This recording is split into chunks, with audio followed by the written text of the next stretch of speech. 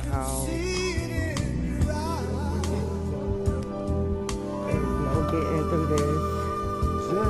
It is like the height of me. Oh my God. I gotta just let my supervisor know. Sorry guys, but I'm stuck in the house, legit. Like, I'm not gonna be able to get out.